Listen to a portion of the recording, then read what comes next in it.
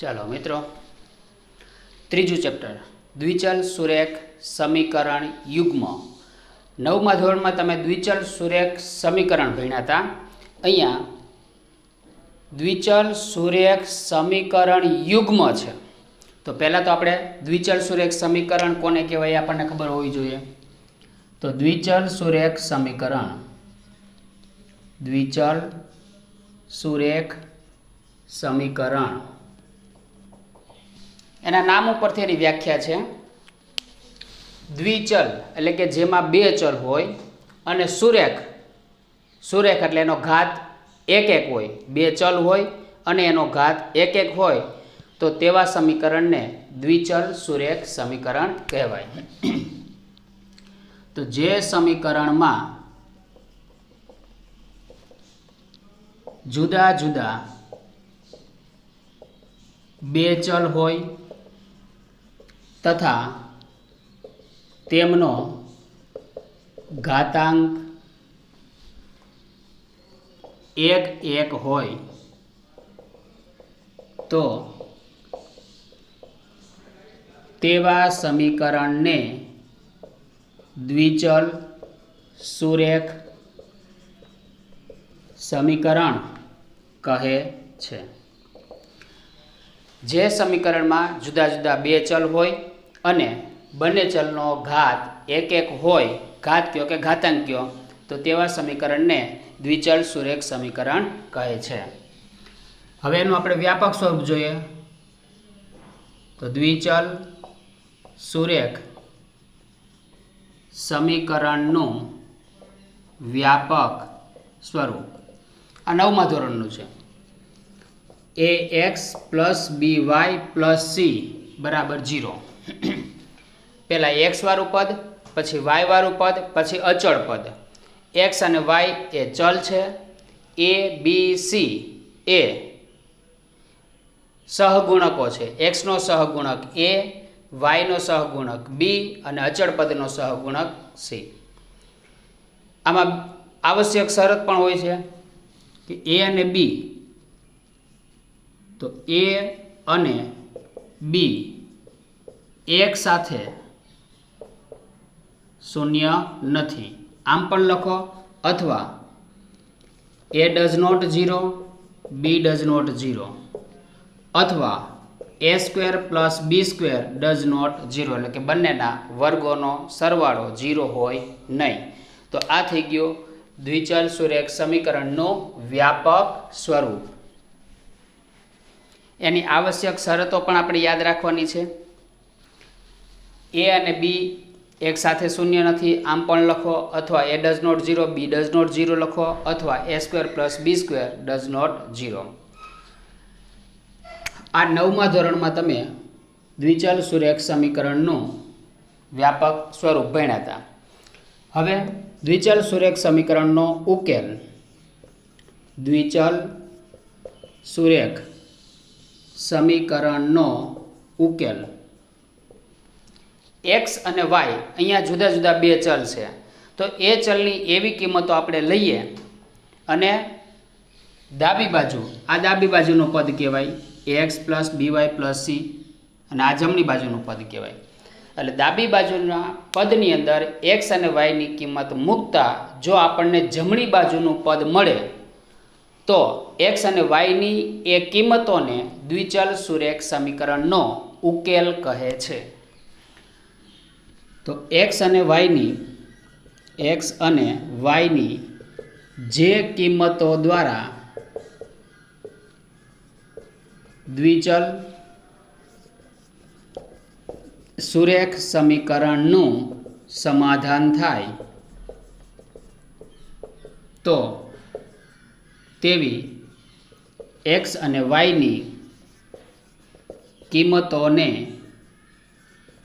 દ્વિચલ સુરેખ સમીકરણનો ઉકેલ કહે છે. સમાધાન કરવું એટલે ડાબી બાજુનું પદ લઈ એક્સ અને વાયની કિંમતો મૂકી અને જો આપણને જમણી બાજુનું પદ મળે તો સમાધાન થાય છે એમ કહેવાય, અથવા તો એક્સ અને વાયની કિંમતો દ્વિચલ સુરેખ સમીકરણનો ઉકેલ છે એમ કહેવાય. હવે કે જો x બરાબર 4 અને y બરાબર 5 હોય તો દ્વિચલ સુરેખ સમીકરણનો ઉકેલ xy બરાબર નાના કૌંસમાં x ની કિંમત 4 અને y ની કિંમત 5 આ રીતેનો ઉકેલ લખાય. અથવા આપણને ઉકેલ ગણ પૂછે, જો x બરાબર 4 અને y બરાબર 5 હોય તો દ્વિચલ સુરેખ સમીકરણનો ઉકેલ ગણ લખો એમ પૂછે તો આ xy એમનામ આને છગડીયા કૌંસમાં મૂકી દેવાનું, આમ લખો, અથવા છગડીયા કૌંસમાં 4 અલ્પવિરામ 5 લખો. ખાલી ઉકેલ પૂછે તો આ રીતે લખવાનો, ઉકેલ ગણ પૂછે તો આ રીતે, બેમાંથી ગમે તે રીતે. એક ગુણની અંદર આપણને આવો પ્રશ્ન પૂછે કે એક્સની કિંમત આટલી છે, વાયની કિંમત આટલી છે, તો એનો ઉકેલ લખો, અથવા એક્સની કિંમત આટલી છે, વાયની કિંમત આટલી છે, તો એનો ઉકેલ ગણ લખો. એટલે ઉકેલ પૂછે તો આ રીતે લખવાનું, ઉકેલ ગણ પૂછે તો છગડીયા કૌંસમાં કરવાનું. એટલે એક ગુણ માટે આ અગત્યનું છે. તો આ થઈ ગયું તમે 9મા ધોરણમાં ભણ્યા હતા એ કે દ્વિચલ સુરેખ સમીકરણ કોને કહેવાય, દ્વિચલ સુરેખ સમીકરણનો ઉકેલ કોને કહેવાય, દ્વિચલ સમીકરણનું વ્યાપક સ્વરૂપ કેવું હોય. આટલું શીખ્યા પછી હવે આપણું આ 10મા ધોરણનું ચેપ્ટર છે દ્વિચલ સુરેખ સમીકરણ યુગ્મ કોને કહેવાય એ જોઈએ.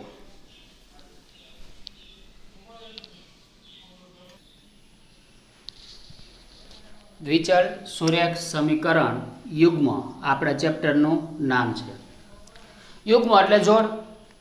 દ્વિચલ સુરેખ સમીકરણ યુગ્મની જોડ જે આપણને મળે, એટલે 9મા ધોરણમાં એક સમીકરણ આવતું હતું, 10મા ધોરણમાં આવા 2 સમીકરણ મળશે. તો દ્વિચલ સુરેખ સમીકરણ યુગ્મ કોને કહેવાય,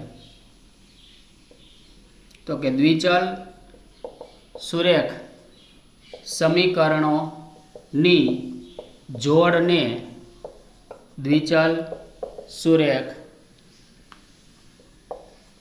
સમીકરણ યુગ્મ કહે છે. યુગ્મ એટલે જોડ. તો દ્વિચલ સુરેખ સમીકરણોની જોડને દ્વિચલ સુરેખ સમીકરણ કહે છે. એનું વ્યાપક સ્વરૂપ તો કે દ્વિચલ સુરેખ સમીકરણ યુગ્મ ના વ્યાપક સ્વરૂપ.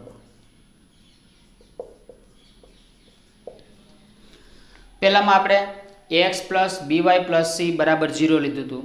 હવે અહીંયા 2 સમીકરણ લેવા છે, એટલે a b c ને આપણે 2 અલગ અલગ ક્રમ આપીએ, a1 b1 c1 a2 b2 c2.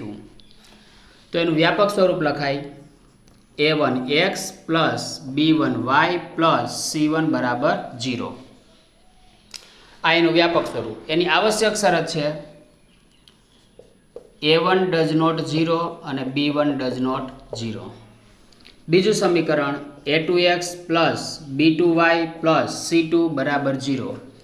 એની આવશ્યક શરત છે a2 does not 0 b2 does not 0. અચળ પદની શરત એ આવશ્યક શરતની અંદર આવતી નથી. તો આ થઈ ગયું દ્વિચલ સુરેખ સમીકરણ યુગ્મના વ્યાપક સ્વરૂપ. એટલે આપણે દરેક દાખલાની અંદર 2 સમીકરણો આપેલા હશે. હવે તો કે દ્વિચલ સુરેખ સમીકરણ યુગ્મને ઉકેલવાની રીતો. પહેલી રીત છે આલેખની રીત. 9મા ધોરણમાં તમે ભણી ગયા. એક્સને સૂત્રનો કરતા બનાવવાનો, વાયની જુદી જુદી એવી કિંમતો લેવાની કે આપણને એક્સની પૂર્ણાંકની અંદર કિંમત મળે. પછી એક્સ અને વાયની જે કિંમતો મળે એ આલેખની અંદર આપણે બિંદુ દર્શાવી દઈએ અને એમાંથી પસાર થતી રેખા દોરીએ તો એ આપણું સમીકરણ બની જશે. આલેખની રીત. બીજી છે લોપની રીત.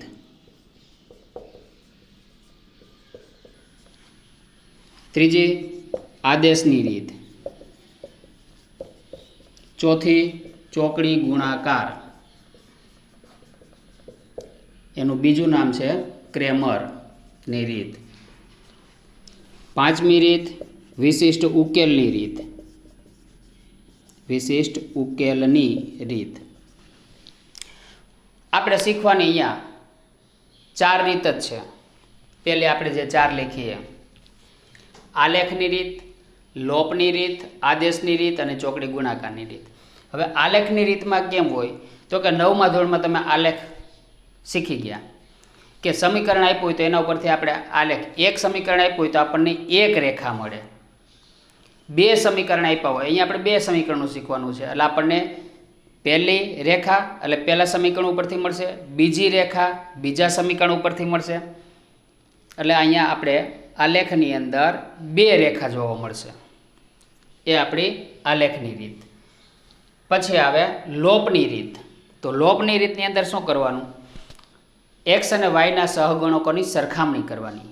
પહેલા સમીકરણમાં અને બીજા સમીકરણમાં આપણને જે સરળ પડે, જો એક્સના સહગુણકોને સરખાવવા માટે અથવા વાયના સહગુણકોને સરખાવવા માટે કાં તો આપણે પહેલા સમીકરણને અમુક સંખ્યા વડે ગુણવા પડે અથવા બીજા સમીકરણને અમુક સંખ્યા વડે ગુણવા પડે અથવા પહેલા અને બીજા સમીકરણને એટલે બંને સમીકરણને ગુણવા પડે.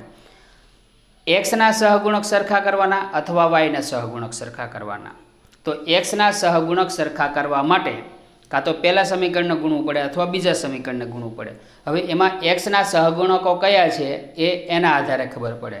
જ્યારે આપણે દાખલા ગણશું ત્યારે આપણને ખબર પડશે કે આપણે એક્સના સહગુણકો સરખા કરવા કે વાયના બેમાંથી આપણે ગમે તેના સહગુણકો સરખા કરી અને આપણે લોપની રીત શીખી શકીએ, એટલે આગળ દાખલા આપણે ગણી શકીએ. પણ એમાં એવું જરૂરી નથી કે એક્સના સમાન કરવા કે વાયના સમાન કરવા. આપણને જે સરળ પડતું હોય એ એક્સ અને વાયના સહગુણકો જોયા પછી ખબર પડે કે આપણને એક્સના સરખા કરીએ તો સરળ પડે કે વાયના સહગુણકો સરખા કરીએ એ સરળ પડે. પછી આદેશની રીત.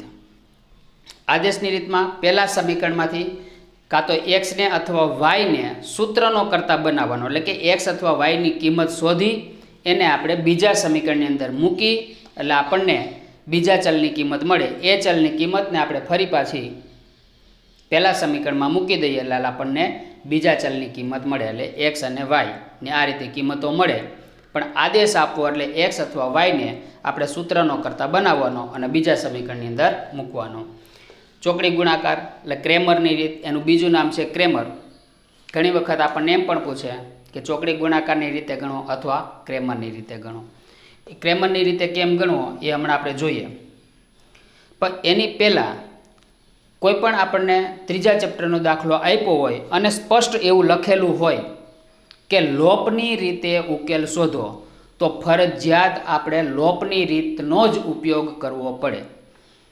અથવા ફક્ત આપણને એમ કીધું હોય કે નીચે આપેલા સમીકરણોનો ઉકેલ શોધો, કોઈ રીતનો ઉલ્લેખ ન હોય, તો આપણને જે રીત 4 રીત છે એમાંથી જે રીત સરળ પડે એ રીતનો આપણે ઉપયોગ કરી શકીએ. પણ સ્પષ્ટ કીધેલું હોય કે ચોકડી ગુણાકારની રીતે જ ગણો, તો આપણે એમાં ચોકડી ગુણાકારની રીત ફરજિયાત દર્શાવવી પડે. 4માંથી કોઈ પણ રીતે તમે દાખલો ગણો તો એ 4 રીતની અંદર જવાબ તો એક જ આવે. જવાબ અલગ અલગ આવતા નથી, ખાલી રીત બદલે છે. એક્સ અને વાયની કિંમતો જે મળે 4 રીતની અંદર એ 4 રીતમાં સરખી જ મળે. એટલે ખાસ એક વસ્તુ અહીંયા ધ્યાનમાં રાખવાની છે કે જો રીતનો ઉપયોગ કરવાનો કીધો હોય તો આપણે એ જ રીતનો ઉપયોગ કરવાનો, તો જ આપણે એ દાખલો ગુણને પાત્ર છે. અને સ્પષ્ટ કરેલું ન હોય કે કઈ રીતનો ઉપયોગ કરવો તો આપણે કોઈ પણ રીતનો ઉપયોગ કરી શકીએ. પછી છે 5મી રીત વિશિષ્ટ ઉકેલની રીત. તો આ વિશિષ્ટ ઉકેલની રીત આપણને ખાલી જગ્યા, ખરા ખોટા કે વિકલ્પ, બરાબર, એક શબ્દમાં જવાબ, એમાં વિશિષ્ટ ઉકેલની રીત આપણને એકદમ સરળ પડે છે. વિશિષ્ટ ઉકેલની રીતમાં શું હોય છે કે કા બંને સમીકરણનો સરવાળો કરો તો તમારો જવાબ આવી જતો હોય, અથવા બંને સમીકરણની બાદબાકી કરો તો જવાબ આવી જતો હોય. એટલે વિશિષ્ટ ઉકેલની રીતમાં કાં તો આપણે 2 સમીકરણનો સરવાળો કરવાનો હોય અને 2 સમીકરણની બાદબાકી કરવાની હોય. એ ફક્ત એક ગુણના પ્રશ્નો માટે આપણને સૌથી સરળ પડે છે. હવે જોઈએ આપણે ચોકડી ગુણાકારની રીતે કેમ એનો ઉકેલ શોધવો.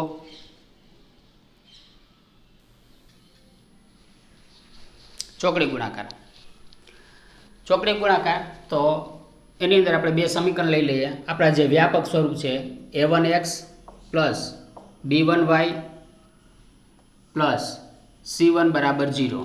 એની મુખ્ય શરત છે એટલે કે એની આવશ્યક શરત a1 does not 0 b1 does not 0. a2x plus b2y plus c2 બરાબર 0. તો અહીંયા a2 ડઝ નોટ 0 અને b2 ડઝ નોટ 0 આપણા સમીકરણો છે. ચોકડી ગુણાકારની રીતે ઉકેલ કેમ શોધવો એ લખીએ. તો પહેલાં એક્સના સહગુણકો, તો એક્સના સહગુણકો a1 ને a2 છે, a1 a2. વાયના સહગુણકો b1 ને b2 અને અચળ પદના સહગુણકો અથવા તો અચળ પદ c1 c2. હવે x અને yના મૂલ્ય શોધવા માટે તો xના છેદમાં ચોકડી ગુણાકાર એટલે xના સહગુણકોને આપણે ઢાંકી દેવાનો, બાકીના વિધેય લખી દેવાના. x ને ઢાંકી દો એટલે a1 ને a2 નહીં લેવાના. તો b1 b2 c1 c2 બરાબર. y નો ઉકેલ શોધવા માટે y ના સહગુણકો ઢાંકી દેવાના. એના પછી તો કે પહેલાં c1 c2 લખવાનું અને પછી આગળ આવી જાઓ એટલે a1 a2 લખવાનું. પછી અચળ પદ એટલે હું એને 1 તરીકે લઈ લઉં છું, 1 લખું તો અચળ પદ ઢાંકી દેવાનું. તો આગળના બે લખવાના a1 a2 b1 b2. ચોકડી ગુણાકાર તો આ રીતે એનો ચોકડી ગુણાકાર થાય. એટલે આ બેનો ગુણાકાર એમાંથી આ બેનો ગુણાકાર બાદ કરવાનો, આ બેના ગુણાકારમાંથી આ બેનો ગુણાકાર બાદ કરવાનો, આ બેના ગુણાકારમાંથી આ બેનો ગુણાકાર બાદ કરવાનો. તો એક્સના છેદમાં શું લખાય? b1 c2 minus b2 c1, b1 c2 minus b2 c1. y બરાબર ચોકડી ગુણાકાર કરીએ c1 a2 minus c2 a1, c1 a2 minus c2 a1 એકના છેદમાં ચોકડી ગુણાકાર a1 b2 minus a2 b1, a1 b2 minus a2 b1. હવે એક્સનું મૂલ્ય શોધવું હોય તો એક્સને અચળ પદ સાથે સરખામણી કરવાની, વાયનું મૂલ્ય શોધવું હોય તો વાયને અચળ પદ સાથે સરખામણી કરવાની. એટલે એક્સના છેદમાં b1 c2 minus b2 c1 બરાબર એનો અચળ પદ સાથે સરખામણી કરીએ એટલે 1ના છેદમાં a1 b2 minus a2 b1. Y શોધવા માટે તો વાયના છેદમાં c1 a2 minus c2 a1 બરાબર અચળ પદ a1 b2 minus a2 b1. હવે આ બેનો આ પદ ભાગાકારમાં છે અને સામે મોકલી દો એટલે ગુણાકારમાં એટલે કે અંશમાં વહી જાય. તો x બરાબર આ પદ સામે વહી ગયું એટલે અંશમાં વહી ગયું.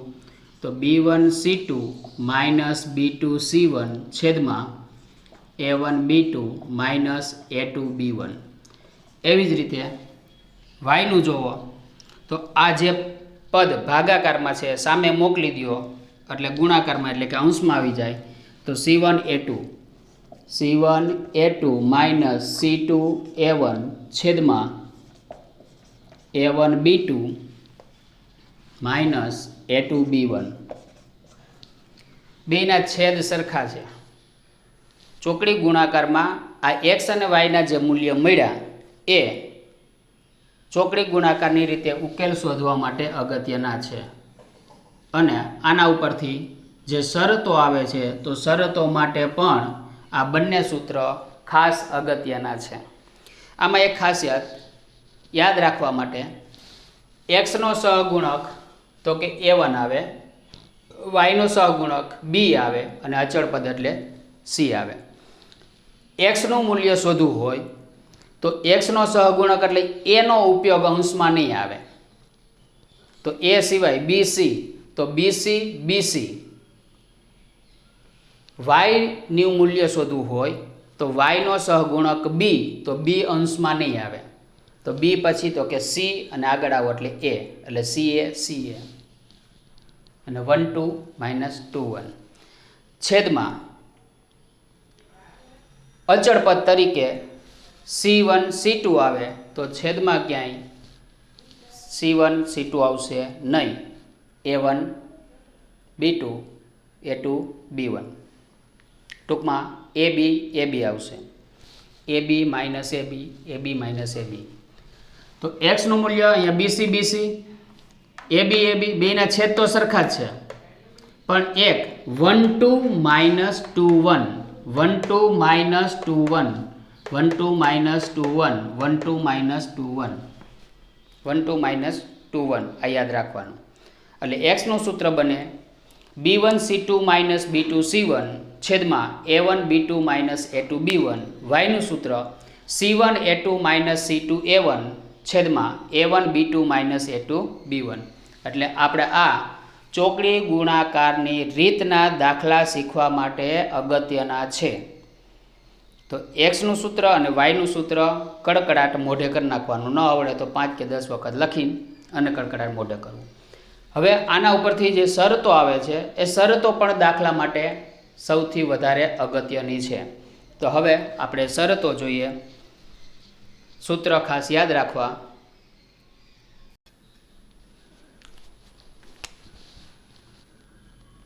એક્સનું સૂત્ર B1 C2 - B2 C1 છેદમાં A1 B2 - A2 B1.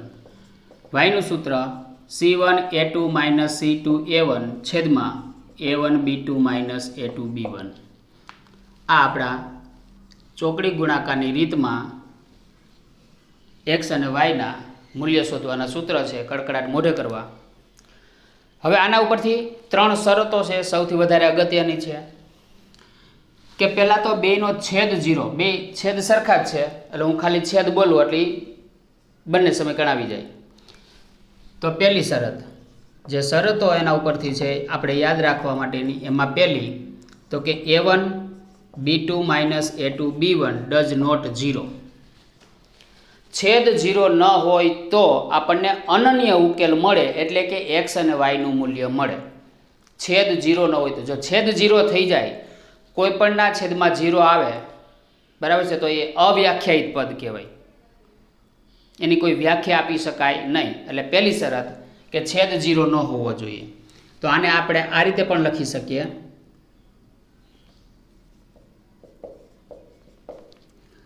A1 B2 આને આપણે બરાબરની આ બાજુ લઈ આવ્યા એટલે ડઝ નોટ A2 B1. એના ઉપરથી આપણે લખી શકીએ કે A1 એમને રાખવો, આ બાજુથી A વાળું પદ એટલે A2 ને આ બાજુ લઈ આવો એટલે ભાગાકારમાં આવે, એટલે A1 ના છેદમાં A2 ડઝ નોટ, અહીંયા વધે B1, અહીંયા B2 ગુણાકારમાં છે, સામે મોકલી દો એટલે ભાગાકારમાં. તો A1 ના છેદમાં A2 ડઝ નોટ B1 ના છેદમાં B2, તો A1 B2 - A2 B1 does not 0 હોય, અથવા આ શબ્દો પણ કહેવાય કે A1 ના છેદમાં A2 નોટ ઇક્વલ B1 ના છેદમાં B2. તો દ્વિચલ સુરેખ સમીકરણ યુગ્મને અનન્ય ઉકેલ છે. એટલે કે x અને વાયનું મૂલ્ય મળે. જો આપણે એનો આલેખ દોરીએ તો એનો આલેખ આપણને આ રીતે મળશે. એટલે કે બે છેદતી રેખા મળે. અનન્ય ઉકેલ મળે એટલે એક્સ અને વાયનું મૂલ્ય મળે. તો અહીંયા આ બે રેખા જે બિંદુમાં છેદે એ એનો ઉકેલ કહેવાય. તો એનો આલેખ છે તો કે બે છેદતી રેખા મળે. હવે આ સમીકરણો છે, તો આવા સમીકરણો સંપાતી, સુસંગત કે અવલંબિત છે. આવા સમીકરણોને સંપાતી પણ કહેવાય, સુસંગત પણ કહેવાય અને એકબીજા ઉપર અવલંબિત પણ કહેવાય. કારણ કે બે રેખા એકબીજાને છેદે છે અથવા તો સ્પર્શે તો અવલંબિત છે, સંપાતી છે, સુસંગત છે, એવા શબ્દોનો ઉપયોગ થાય. એટલે આ પહેલી શરત. હવે અહીંયા આપણને બે કિંમત મળી. આપણે એના અથવામાં આ રીતે પણ લખી શકીએ કે a1/a2 does not b1/b2 does not c1/c2. ત્રણ શરતમાં કે ત્રણેયની કિંમત સરખી ન હોય તો આપણને અનન્ય ઉકેલ મળે. બીજી શરત આપણે આવશે. બીજી શરત છે છેદ 0 હોય અને બાકીના બે 0 ન હોય. એટલે a1b2 - a2b1 = 0 તથા b1c2 - b2c1 બરાબર c1a2 - c2a1 0 ન હોય. એટલે પહેલી શરત 0 હોય અને બાકીની બે શરત 0 ન હોય. એટલે કે આને આમ પણ લખાય. આ શરતને લખો તો કે a1/a2 બરાબર b1/b2 બરાબર નથી c1/c2. એટલે પહેલા બે 0 હોય અને ત્રીજું પહેલા બે સરખા હોય અને ત્રીજું સરખું ન હોય તો દ્વિચલ સુરેખ સમીકરણ યુગ્મને ઉકેલ ન મળે. એટલે કે ઉકેલ નથી. આવા સમીકરણોનો આલેખ દોરવામાં આવે તો આલેખ આપણને બે સમાંતર રેખા મળે. એટલે કે આ રીતે બે સમાંતર રેખા મળે. આ બે રેખા ક્યાંય છેદે નહીં અને બે રેખા ક્યાંય છેદે નહીં એટલે એનો ઉકેલ મળે નહીં. આવા સમીકરણો સંપાતી, સુસંગત કે અવલંબિત નથી. સંપાતી પણ નથી, સુસંગત પણ નથી અને એકબીજા ઉપર અવલંબિત પણ નથી. ત્રીજી શરત કે ત્રણેયની કિંમત 0 હોય. એટલે a1b2 - a2b1 = 0, b1c2 - b2c1 = 0, c1a2 - c2a1 = 0. એટલે આને આપણે આ રીતે લખીએ તો a1/a2 બરાબર b1/b2 બરાબર c1/c2. તો દ્વિચલ સુરેખ સમીકરણને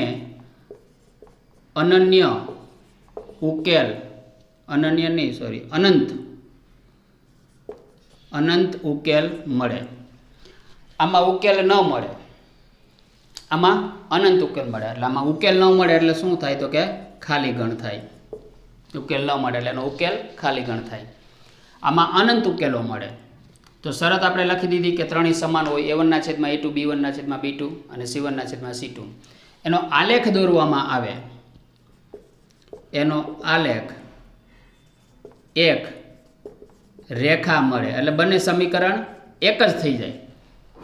પહેલું સમીકરણ દાખલા તરીકે x + y +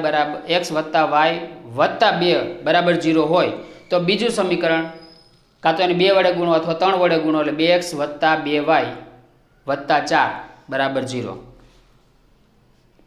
તો બે સમીકરણની અંદર કાં તો ગુણેલા હોય અથવા ભાગાકાર કરેલો હોય.